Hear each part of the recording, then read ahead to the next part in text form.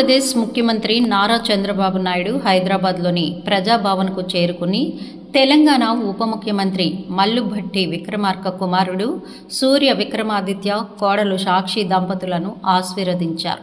ప్రజాభవన్కు విచ్చేసిన చంద్రబాబు నాయుడుకు భట్టి విక్రమార్క, ఆయన సతీమణి నందిని దంపతులు పుష్పగుచ్చం అందజేసి సాదరంగా స్వాగతం పలికారు. అనంతరం నూతన వధూవరులకు శుభాకాంక్షలు తెలియజేసిన చంద్రబాబు వారి భవిష్యత్తు సుఖ సంతోషాలతో నిండాలని ఆశీర్వాదాలు అందించారు. ఈ నెల 5న సూర్య విక్రమాదిత్య వివాహం జరిగిన విషయం తెలిసిందే. ఆ సమయంలో భట్టి విక్రమార్క స్వయంగా ఆంధ్రప్రదేశ్కు వెళ్ళి చంద్రబాబు నాయుడును వివాహానికి ఆహ్వానించారు.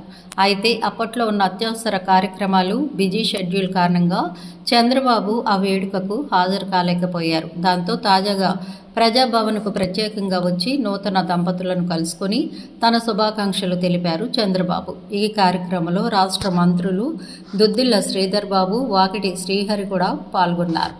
మా వీడియోస్ మీకు నచ్చినట్లయితే లైక్ చేయండి, షేర్ చేయండి, ప్లీజ్ సబ్స్క్రైబ్ కూడా చేయండి.